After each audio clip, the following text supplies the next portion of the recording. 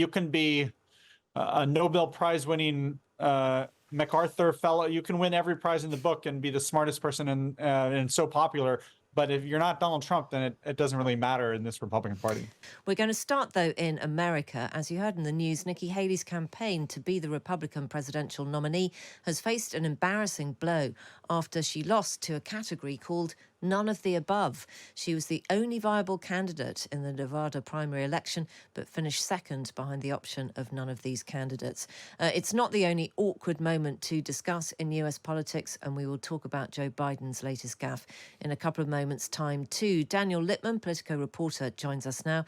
Daniel, very good afternoon from us. Let's start with Nikki Haley. Can you just tell us a little bit more about what's happened in Nevada?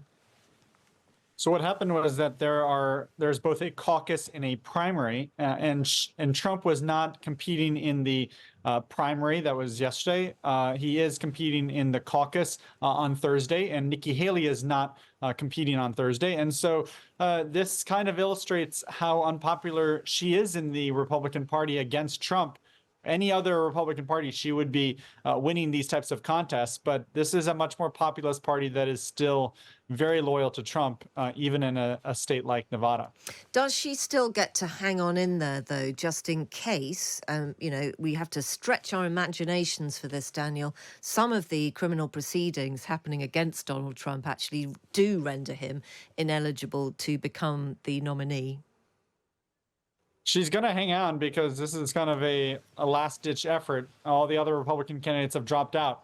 She is hoping against hope that he will get convicted in the next few months before the all-important Republican convention, and then the tide would turn.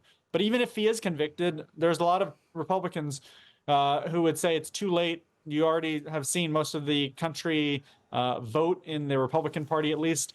We have to stick with him as our nominee, and that he would be better for turnout because he would get the working class voters to vote for Trump, where they might not actually show up for Haley, who is more of a country club establishment Republican. Yeah.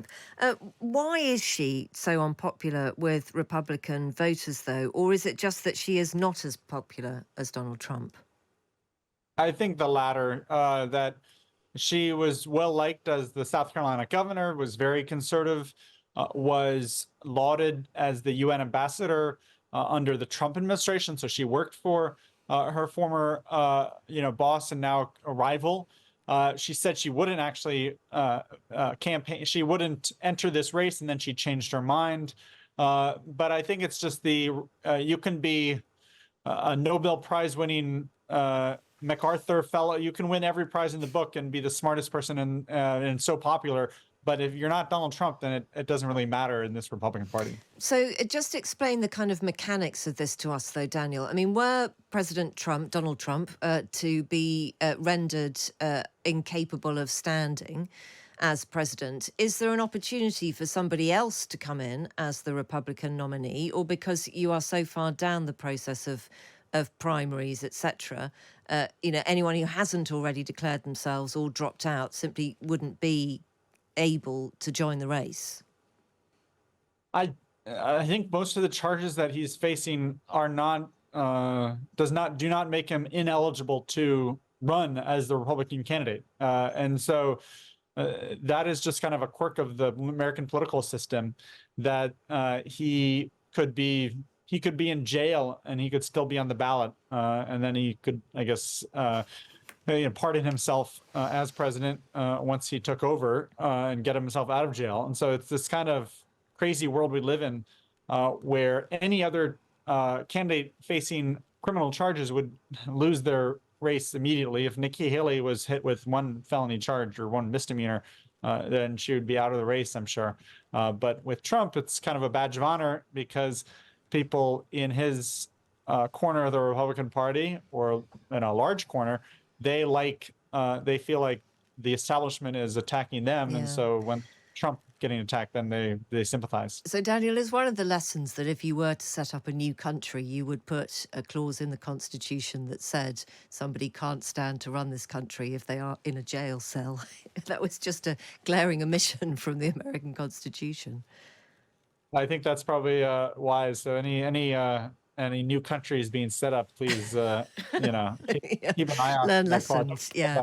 Okay. Let's turn our attention to the Democrats then. So Joe Biden has had another. I mean, it's a slightly beyond awkward moment, isn't it? He appeared to forget the name of Hamas when asked a question about hostage negotiation between them and Israel. Let's just hear this.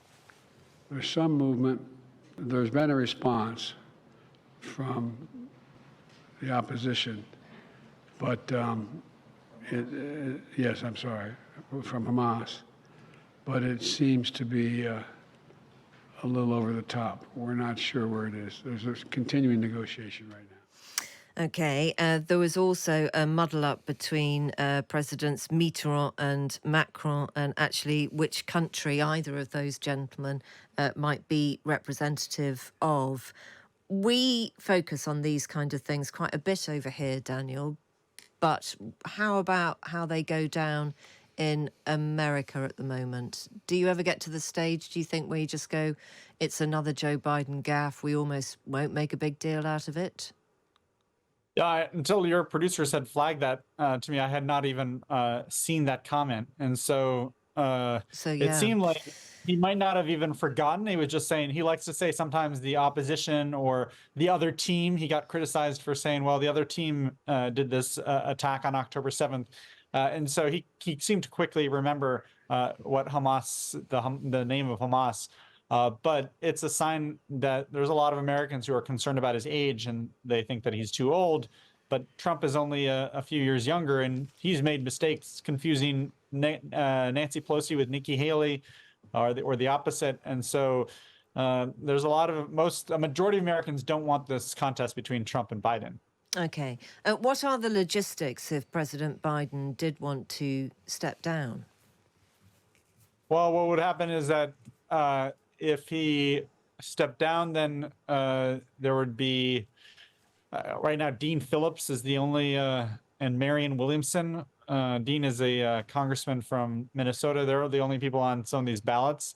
And so there would be a rush to declare, and then it would probably be decided in a Democratic convention, wheeling and dealing behind the scenes. But absent a hospital visit that goes a long time, or a medical diagnosis, hopefully not, then he is going to be their Democratic nominee. Yep.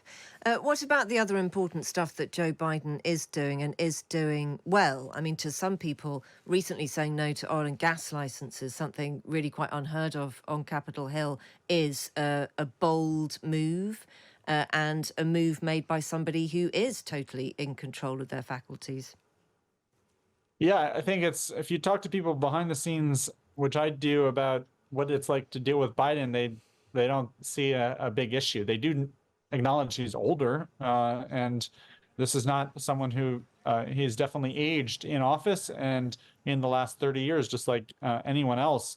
But he does not feel like he's getting the correct amount of credit for some of the stuff he's done on terms of the Inflation Reduction Act, the CHIPS Act, investing in America, historic legislation, hundreds of billions of dollars worth, to really jumpstart the America's green economy.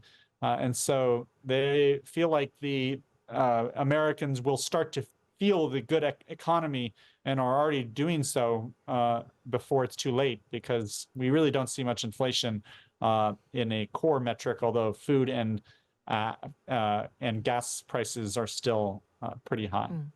Daniel, good to talk to you. Thank you for your thoughts. That's Daniel Lippman, who is a Washington reporter for Politico.